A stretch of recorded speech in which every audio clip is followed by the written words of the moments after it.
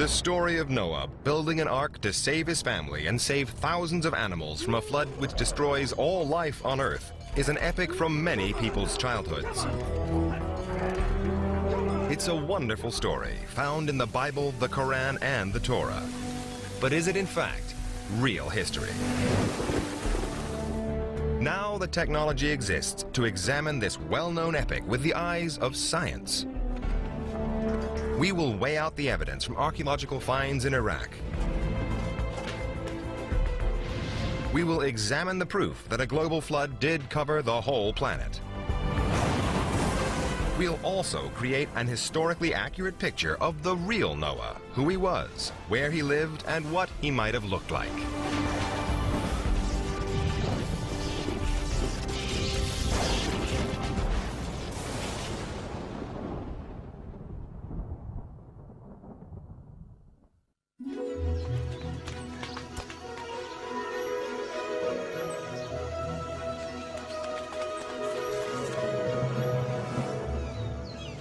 The story of Noah is told in the book of Genesis, in the Bible and the Torah. It's set somewhere in the Middle East about 5,000 years ago. Hey, stop that! Noah's family includes his wife, his 3 sons, Shem, Ham, and Japheth, and their brides. Noah stands out as a good person, the only virtuous man left in a world that had become filled with corruption and violence. He is described as a wine grower, a claim that has an authentic ring to it, as wine was grown in the Middle East as far back as 3000 BC. And this reference also provides a rare insight into Noah's character. After the flood, the Bible says Noah planted the first vineyard. But it also tells us that Noah had a weakness. Having made the first wine, the story goes that Noah drank too much of it. In fact, one night, this holy man collapses naked and drunk.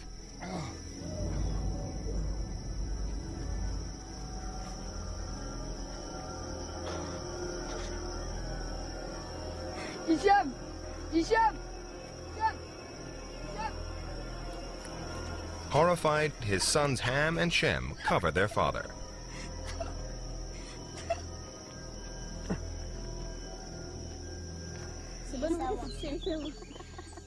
In the morning, Noah is embarrassed and perhaps suffering the first ever hangover. He curses the sons who saw him naked. He sounds like a flawed and complex man, but perhaps that is true of all great men.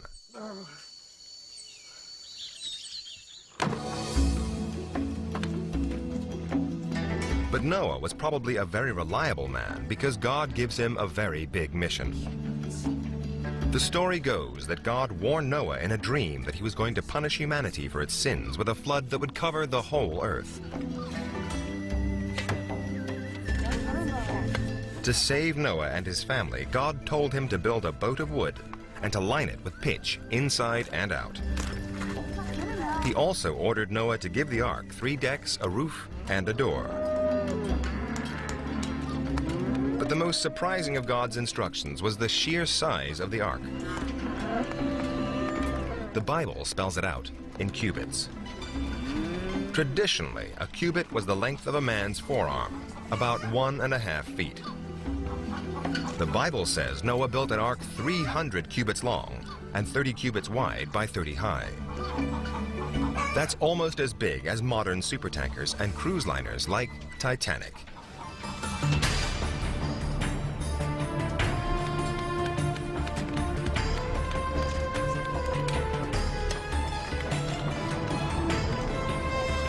Nearly 450 feet long, it would have been a magnificent sight. Certainly the biggest boat in the ancient world.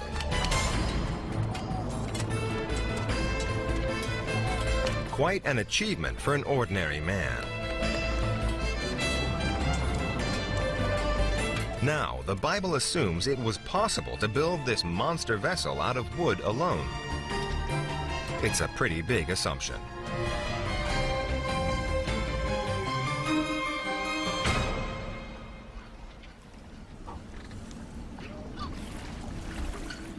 The familiar image from the storybooks and cartoons of our childhood is of a huge wooden ark with the animals marching inside 2 by 2. But that is a 19th century image. It is completely at odds with what could have been built in biblical times.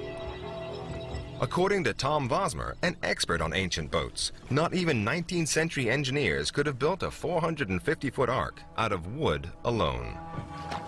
They had to use steel frames inside much smaller wooden boats just to keep them afloat. The problem with a 450-foot boat made of wood is that the wood as a material cannot maintain the shape of the boat. And the boat would start to distort at sea, the seams would open up, and it would sink. It's a safe bet that the huge ark would spring hundreds of leaks along the length of its huge hull and sink like a stone.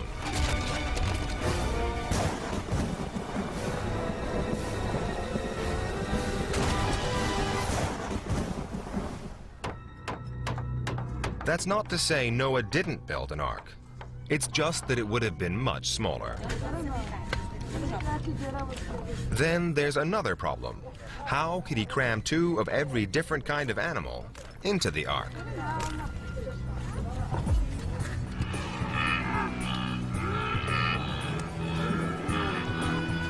At the latest estimate, there are 30 million species on Earth. Even with a fleet of arks, Noah would have struggled to fit them all in. And how would he have gotten the animals on board? Did he personally go and fetch them, or did they come to him? It is something Noah would have had to consider, especially since he had a pressing deadline. Noah had just 7 days to find all the animals and get them on board. 30 million species in a week. Noah would have needed to load them at the rate of 50 pairs a second. But if one assumes a more realistic loading rate, then it would have taken Noah at least 30 years.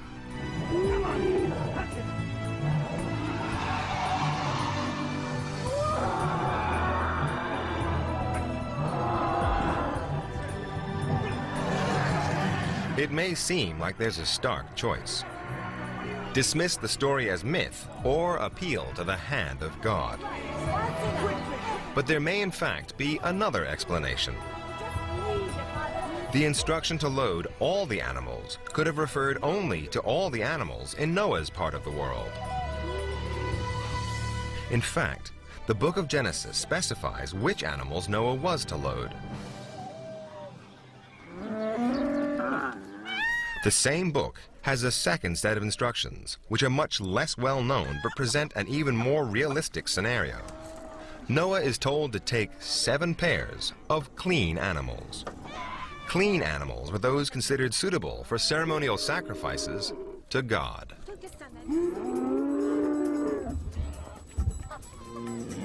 The books of Leviticus and Deuteronomy specify 10 such species, including several types of sheep, antelopes, plus cattle, goats, and deer.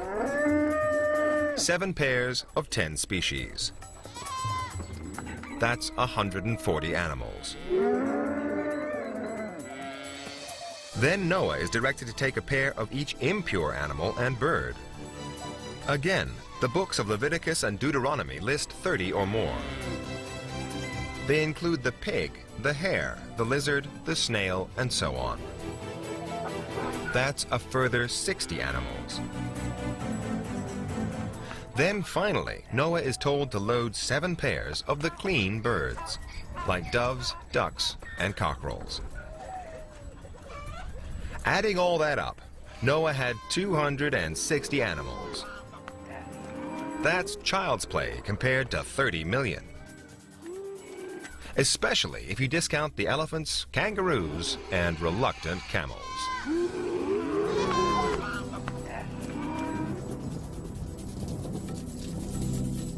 A smaller ark and fewer animals. Suddenly the Noah story looks more plausible. But the next part of the story may be the most far-fetched of all. Noah, the ark, and the animals. It's all meaningless without the worst cataclysm in human history, the flood.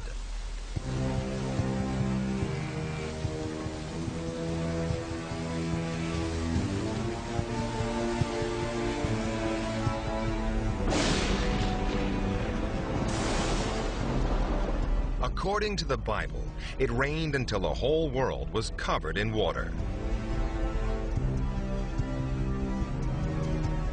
Such a catastrophe should have left evidence all over the planet in the form of uniform marine sediments spread across the earth and the ocean floor.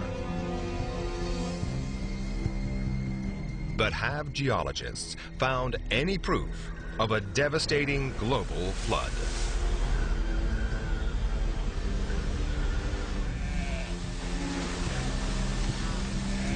The scientific quest for traces of the biblical global flood that Noah, his family, and the animals in the ark survived actually began more than 150 years ago. But geologist Ian Plimer, after searching across continents, sometimes in the most extreme weather conditions, has found very little evidence.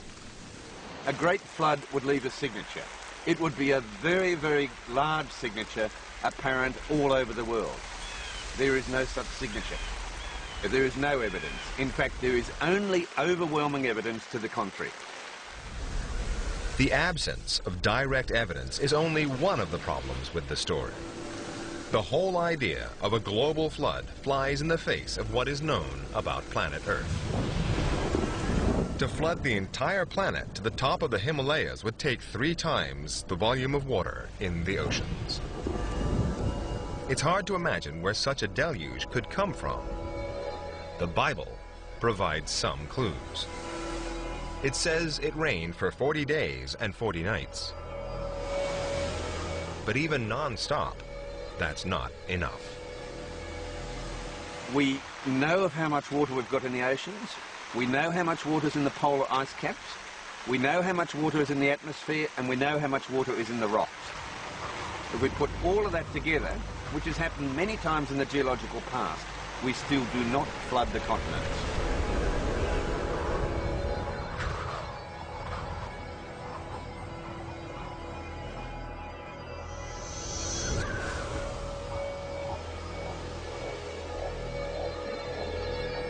If rainfall couldn't deliver enough water, what could? The Bible offers one more possibility. Deep springs. The book of Genesis says all the springs of the great deep broke through. Could the great flood have gushed out of the center of the earth?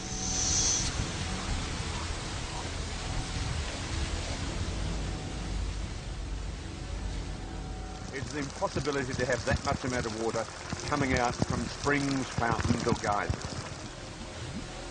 If all of that water was in the earth and in the crust, then well before it had been released as geysers, the crust would have been quicksand. You couldn't have walked. Even if the flood had been caused by a miracle, Noah, his family, and the animals would have faced further problems. The amount of water flooding the surface of the planet would have changed the Earth's atmosphere.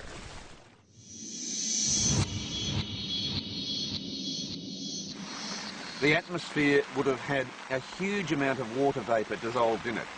So much so that you would have drowned by breathing, and so much so that atmospheric pressure would have crushed your lungs. Geysers present another potentially fatal problem. They release poisonous gases from deep within the Earth's core, which probably would have killed everybody, whether or not they were in the Ark. Geysers pump out huge amounts of noxious sulphur-rich gases. Even before the flood, you could not have breathed.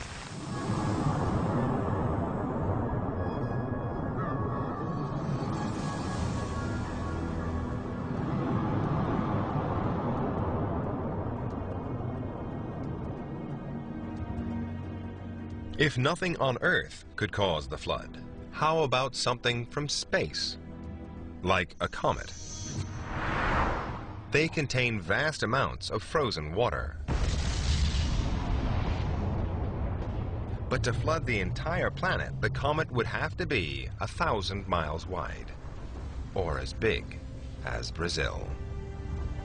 And if a comet that size hit the Earth, not many people would live to worry about a flood.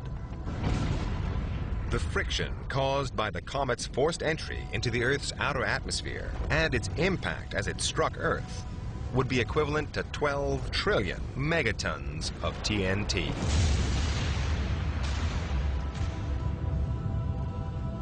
The biggest explosion of all time. Comets carry water. They are dirty ice. As they come into the atmosphere, they explode. There are massive shock waves. Massive areas of forest wiped out. Huge extinctions of life from a comet. The comet's devastating impact would force the temperature of the atmosphere to rise to 12,000 degrees Fahrenheit. Hotter than the surface of the sun. We would have had no life to go onto an ark.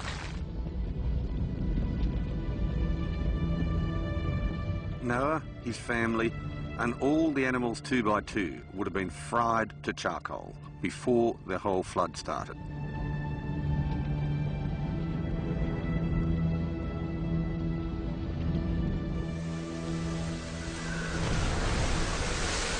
End of story? Not quite.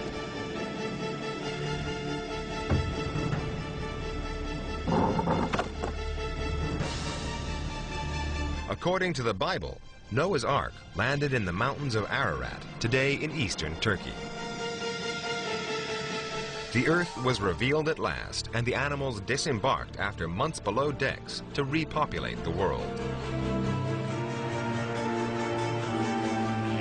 So are there any remains of the Ark?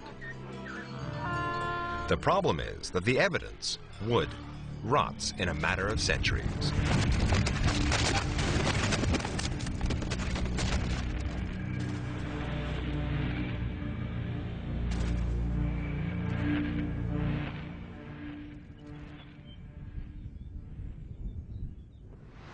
Countless expeditions have been drawn to Mount Ararat seeking to discover the Ark's resting place.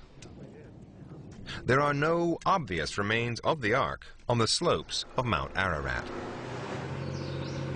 This hasn't stopped a thriving tourist industry, pilgrims, Ark hunters, and locals convinced that they will find the remains of the Ark somewhere on the mountain.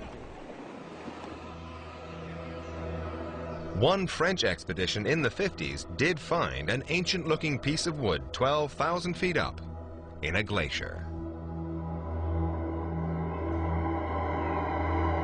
As a geologist, Ian Plimer wanted to find out more. He knew that for the timber to be part of Noah's Ark, it would need to be dated to around 3000 BC. When this piece of wood was found, it was thought to be the clue. This is what we need to show we have Noah's Ark. And so they took the wood to date it. And you can date wood by measuring tree rings or by carbon dating. It wasn't old enough. The wood was from the 8th century, 4,000 years after Noah's time. But what was the wood doing on the slopes of Ararat? The wood would have been transported there to build a structure, something like a church. There is a booming ark business there now. There was in the past. It certainly didn't come from Noah. But just as Ararat was looking like a false trail for ark hunters, this ancient mountain came up with a new twist.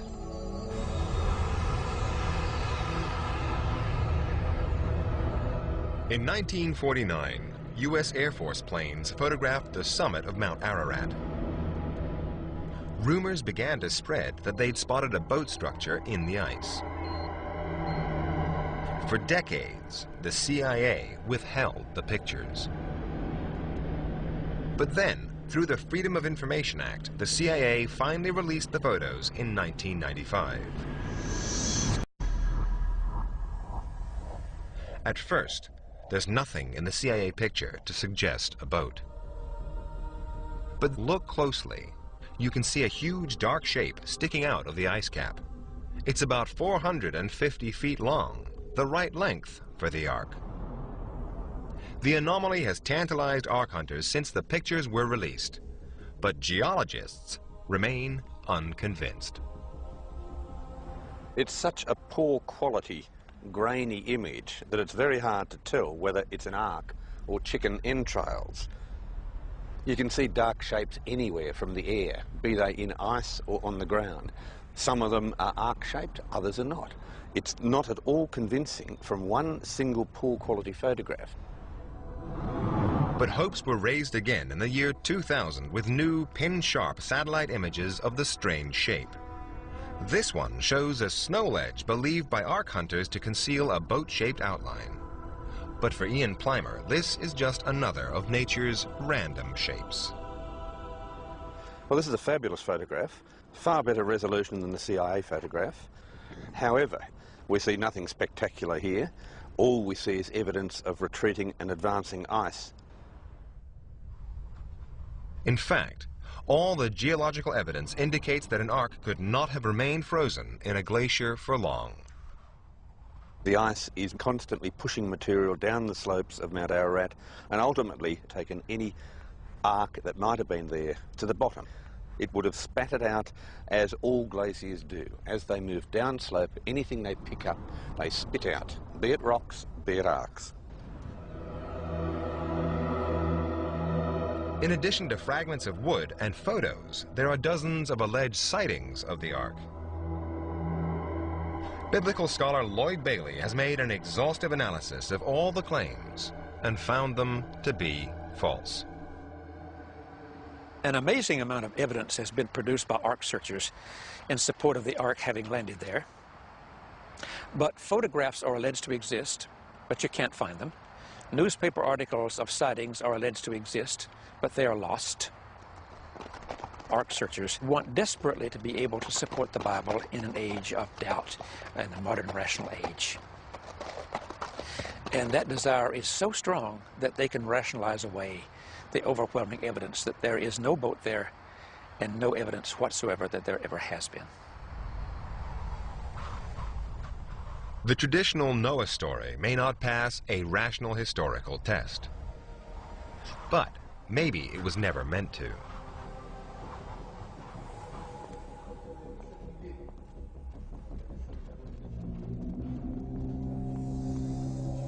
Biblical scholars, using clues in the language used by the Bible, are agreed that the story of Noah was physically written down in the 6th century BC.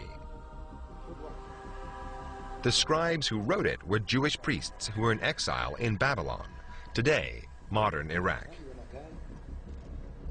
Maybe they sat down one day to make up a cautionary tale about what happens when people disobey God. But it's said that all stories have some seeds of truth. Maybe the Noah story is an exaggeration, an embellishment of something that really happened. 150 years ago, archaeologists made some extraordinary finds in Iraq, evidence that would rewrite the famous story about Noah and his ark full of animals.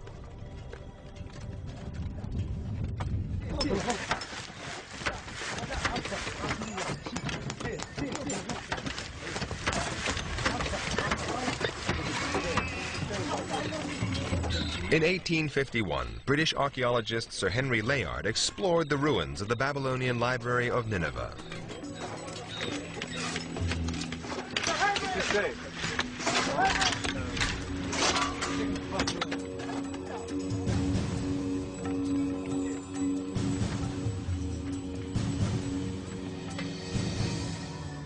His finds were a breakthrough. Hundreds of clay tablets of all sizes and shapes. They may have held vital clues about the Noah story. The trouble was, Sir Henry couldn't decipher the ancient Babylonian script. So he packed the tablets and sent them off to London, to the British Museum, to be deciphered by experts.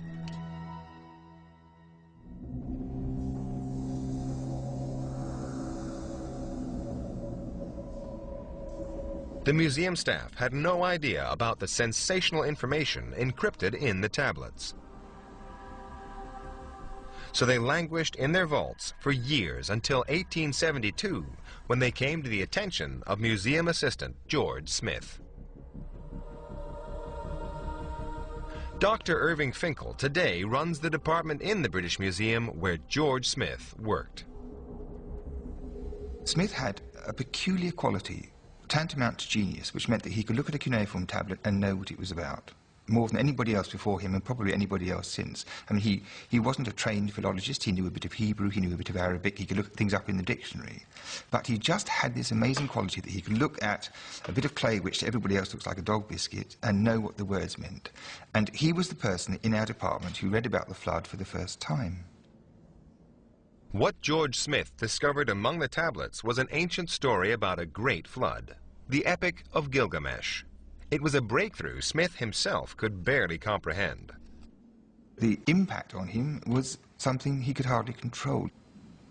He dropped the tablet back into the tray like this and started to run around the room holding his head and making funny noises, and according to the narrative which is recorded, he started even to take his clothes off in his agitation, because he was the first person after all that time to read this funny writing and see that there was, to all intents and purposes, the text that everybody knew from the Bible, and it was just too much for him to tolerate. He just nearly went crazy. What seemed to upset him so much were the similarities between the stories of Gilgamesh and Noah. The great gods decided to make a deluge. Build a boat. Take into the boat the seed of all living things.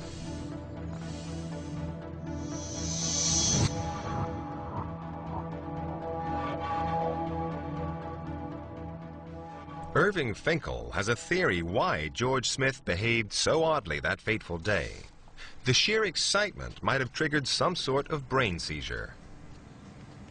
I was reading something about the history of epilepsy where this phenomenon was described as a particular kind of epilepsy, making this funny noise and trying to disrobe yourself in the agitation of having an epileptic fit of some kind. And it did occur to me to wonder whether the shock that hit him, the real shock, might not have triggered something of that kind.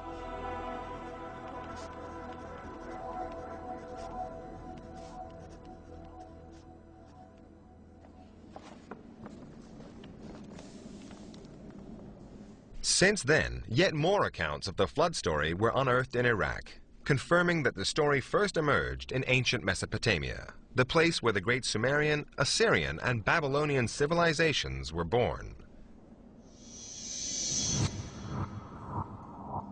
The ancient flood stories had different names and were written at different times.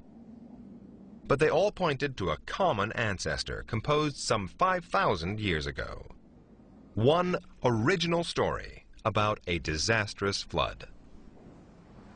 It is very likely that the biblical story has a Mesopotamian prototype because they are so similar. In both cases, the gods decide to destroy the human race. They do so by a great flood. One family survives in a boat. They take on board animals. They disembark, and then they repopulate the earth. One of the oldest flood narratives, the Epic of Atrahasis, written before the more famous Epic of Gilgamesh, was discovered only recently. Alan Millard found it while sifting through the British Museum's backlog of clay tablets. It made him wonder, perhaps the Bible never meant a global deluge. The ancient Hebrew language has one word for land and country and earth, and it's easy to suppose that means the whole earth, but it certainly need not. And I think that it was a local flood that is described there. The discovery of these older versions of Noah's story raised a tantalizing possibility. What if they had been inspired by an actual flood? Not a global deluge, but in the 1930s, archaeologists returned to Iraq to find out.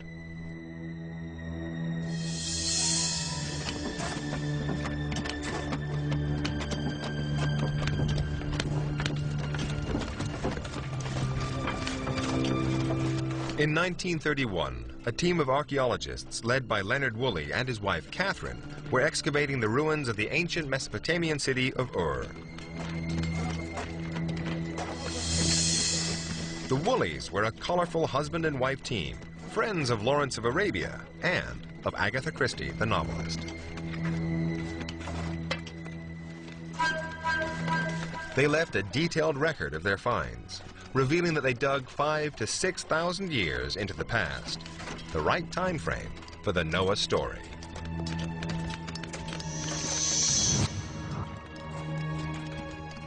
One day, his workmen struck an unusual layer of soil, one that could only have been deposited by water.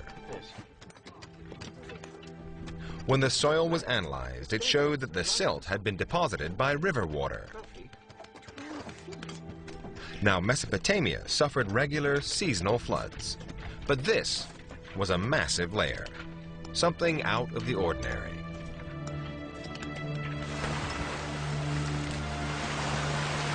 In fact, later archaeological excavations of ancient city streets show that 5,000 years ago, at least 3 Mesopotamian towns were hit by large river floods.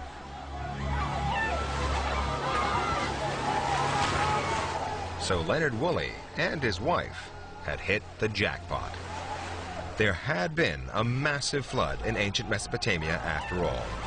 It was conclusive proof a real story lay behind the biblical and Babylonian epics.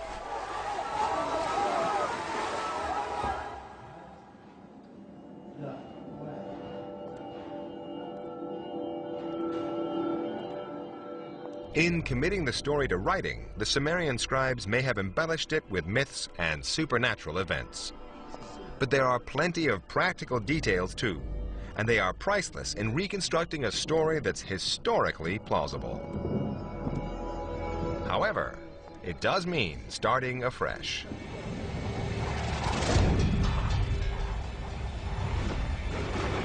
It means setting aside the storybook image of the huge ark, the global deluge, the number of animals, and the landing on Mount Ararat. Above all, it means abandoning the familiar biblical image of Noah and introducing a very different image of what he might have actually looked like and how he might have lived.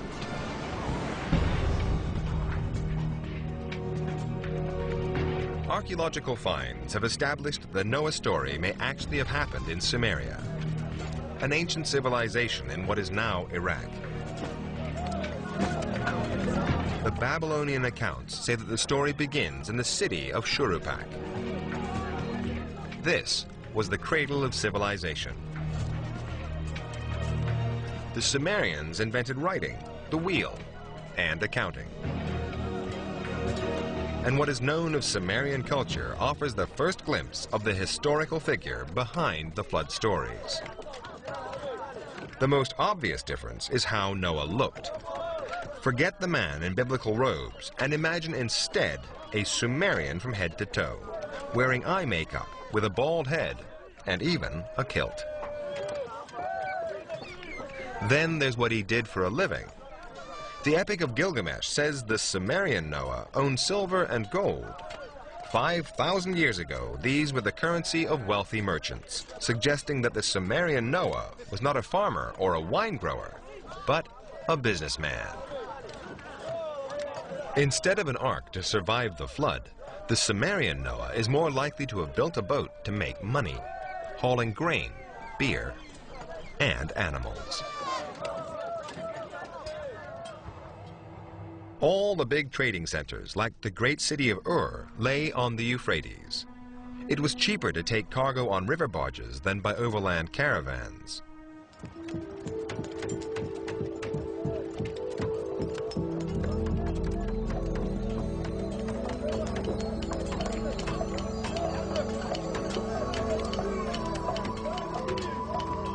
The question is, how big a barge did this Noah have?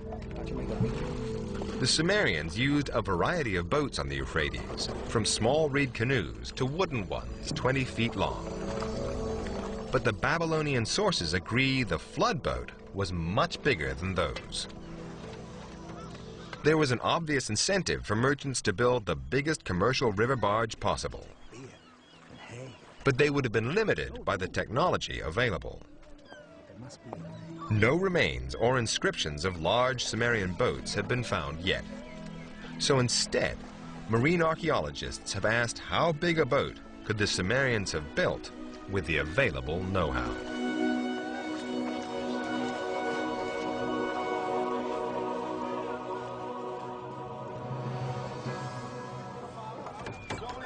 One simple solution would have been to tie smaller boats together.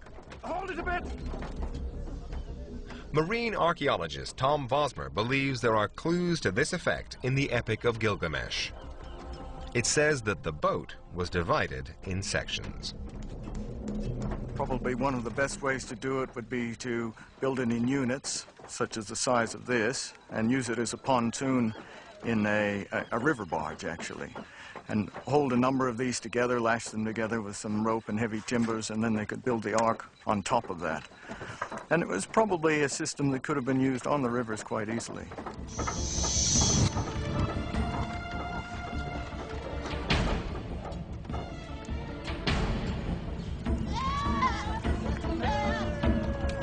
Since the historical ark was a cargo vessel, it's easy to say what the Sumerian Noah loaded onto his barge. Forget the animals marching 2 by 2, and think instead of Noah loading animals, grain, and beer for sale. Even for a rich merchant, it's quite an undertaking to mastermind such a big construction. But according to the Babylonian sources, Noah had more than just wealth on his side.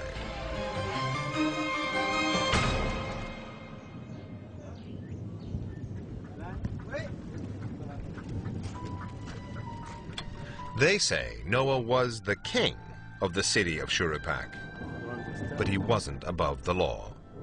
Failure to deliver his cargo would have meant social and financial ruin for Noah, whether he was king or not. In Sumeria, anyone who failed to pay their debts, including kings, was liable to end up as a slave. But how did the flood come into it? The most likely answer is that Noah was caught out by a freak combination of natural events. Keep it coming, keep it Parts coming. of the Euphrates were only navigable when river levels were at their peak. That meant Noah would have had to time his departure carefully. That meant waiting for the meltwaters.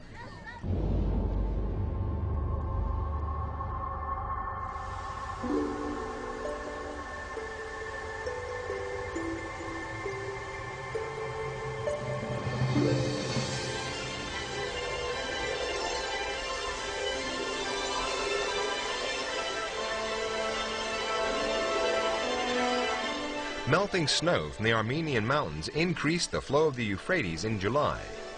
Records indicate that only then were the river channels deep enough for large vessels.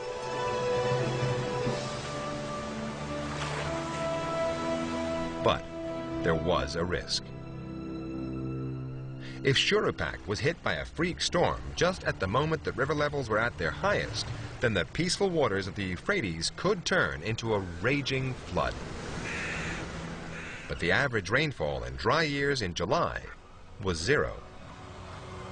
The odds on a catastrophic river flood in Mesopotamia would have been remote, about 1 in every 1,000 years.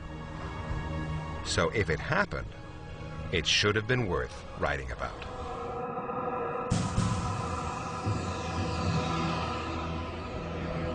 The Babylonian tablets say that on the day of the flood, Noah and his family were having a banquet on the barge. Then the weather suddenly began to change for the worse. A freak storm was beginning. The flood was on its way. A storm that would threaten Noah's very survival.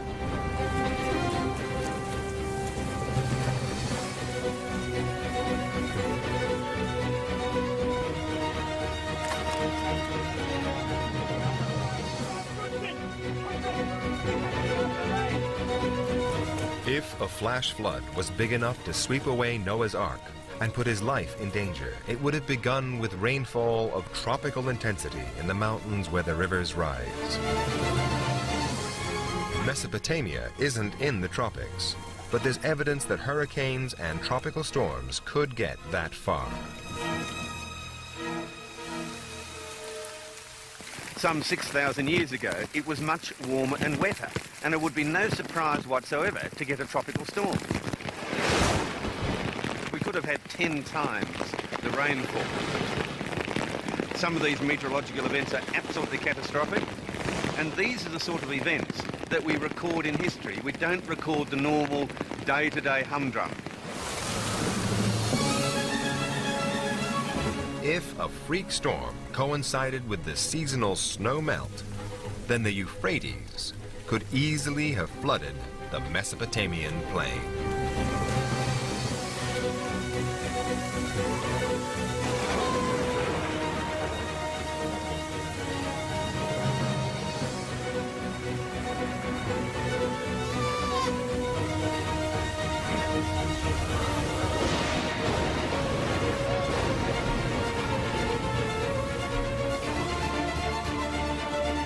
The Bible says the storm lasted for an incredible 40 days.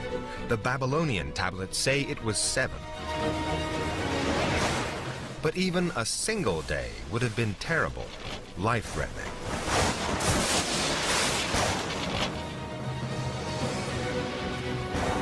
With much of his cargo left behind or swept away, Noah's barge would have been at the mercy of the raging Euphrates.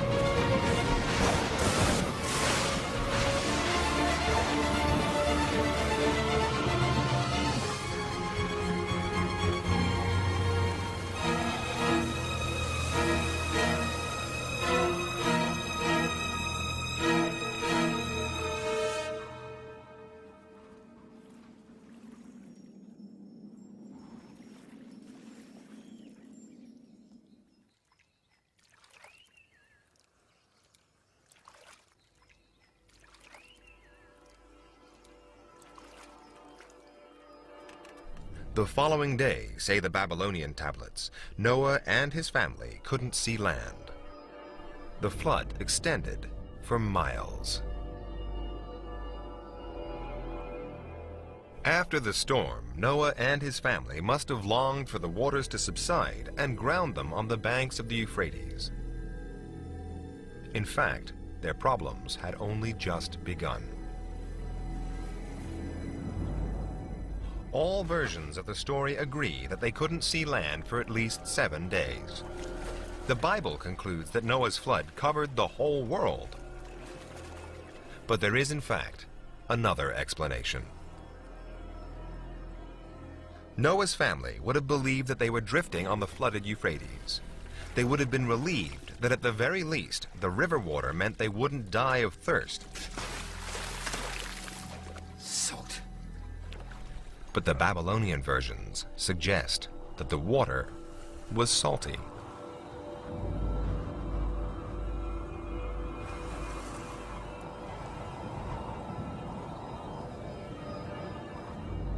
Noah's Ark was no longer drifting on the flooded Euphrates. If you plot Noah's course from Shuruppak, now in the flooded plain, the currents would have swept his barge downstream into the Persian Gulf. This tallies with the Epic of Gilgamesh, which says that he looked upon the sea.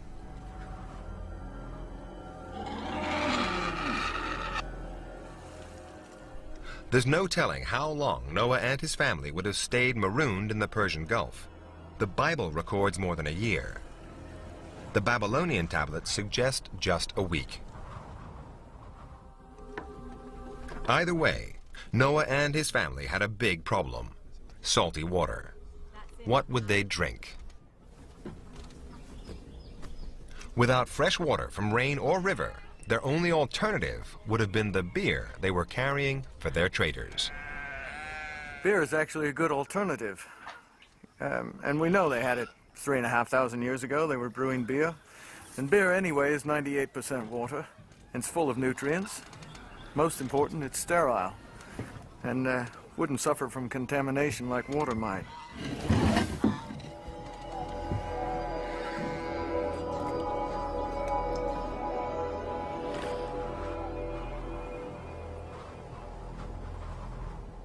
One of the hallmarks of the Noah story is that the ark is said to have landed in the mountains of Ararat.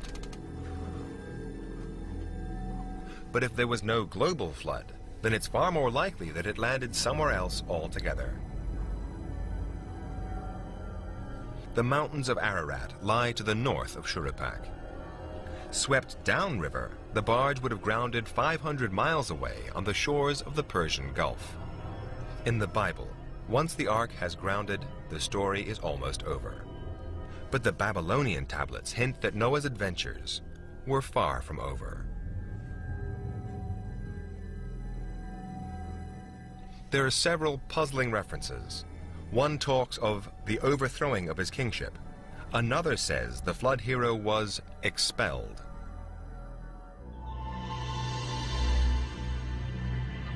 All of these references clearly suggest that for some reason Noah couldn't return to Shuruppak, that even when the flood was over, he was still in mortal danger.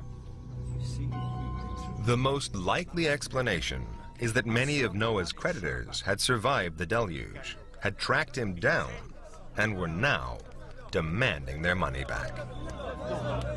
Under Sumerian law, Noah could be forced into slavery to repay his debts.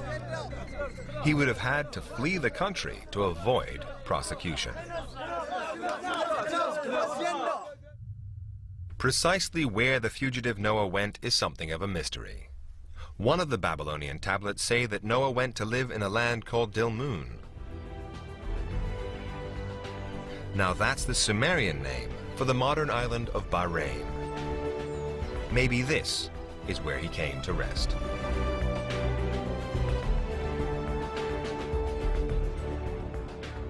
That is where, after the flood was over, the Babylonian Noah was settled by the gods. Apparently it was a pleasant place to be, where he could exist without much work and pass the time away as he pleased. If he did end up in Dilmun, then the modern island of Bahrain may have a remarkable secret.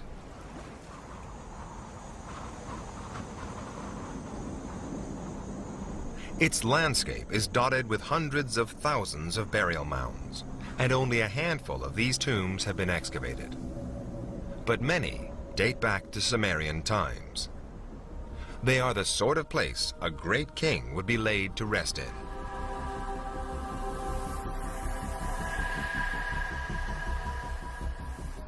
In time, the memory of a king who survived a flood could have been turned into a great Sumerian legend. It would have been embellished with miraculous and mythological elements.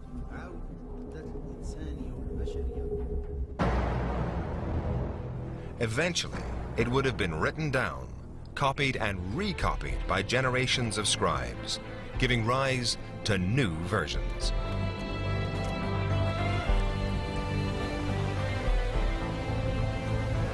"2,000 years later, one of these versions, languishing in a library in Babylon, could have come to the attention of the Jewish priests who wrote the Bible. When they first read the story, how could they fail to recognize the lessons it offers? If humankind falls short of God's laws, there's a dreadful price to pay. Behind that moral message lies one of the world's great stories. And behind that story, we can just glimpse a real man, a real boat, and a real adventure.